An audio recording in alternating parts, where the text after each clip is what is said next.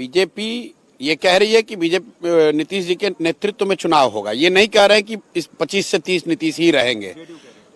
जदयू तो उनका कार्यकर्ता है, वो तो कहेगा ही, क्या करेगा। लेकिन मैंने तो कैमरे पर कहा है कि अगर अमित शाह में और नरेंद्र मोदी जी में इतना अगर दम है, राजनीतिक दम है, बिहार को समझने का दावा करते हैं, तो एक बार ये बोलकर दिखाइए कि आपका एनडीए का मुख्यमंत्री कौन होगा जीतने के बाद, कि नीतीश कुमार ही रहेंगे 25 के बाद। ये भाजपा वाले, उनको मालूम है कि भाई नीतीश जी की हालत जो है वो 25 के आगे नहीं रह सकते हैं। अब आप ये पूछिएगा कि अगर ये उनको मालूम है तो उनको हटा क्यों नहीं रहे हैं, अपना क्यों नहीं बना रहे हैं।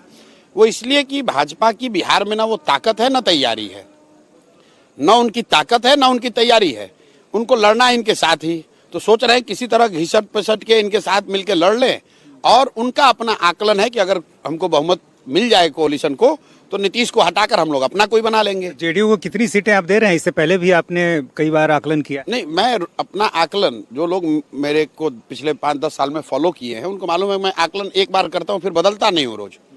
नीतीश कुमार के जदयू को 25 से कम सीट आएगी, चाहे वो किसी भी कोalition में लड़ लें, किसी भी कोalition में लड़ लें। जब नीतीश बाबू, आपको याद होगा, लोकसभा में इंडिया गठबंधन में थे, तो मैंने कहा था कि अगर इंडिया गठबंधन में लड़ेंगे तो इनको 5 सीट नहीं आएगा, डर के मारे भागे फिर भाजपा के साथ।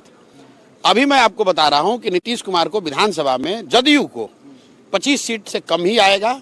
और इसके साथ ही जदयू का एज ए दल मुझे लग रहा है कि खात्मा हो जाएगा।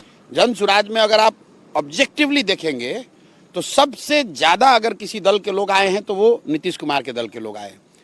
इसलिए कि मेरे साथ उन्होंने पहले काम भी किया हुआ है, इसलिए भी कि वो लालू जी के पार्टी में जा नहीं सकते हैं क्योंकि लालू के विरोध में ही उन्होंने राजनीति करी है। और भाजपा में वो जाना नहीं चाहते हैं क्योंकि भाजपा के साथ कोalition में रहते हुए भी अगर वो जदयू में थे तो इसका मतलब कि वो भाजपा की विचारधारा से पूरी तरह से इत्तेफाक नहीं रखते।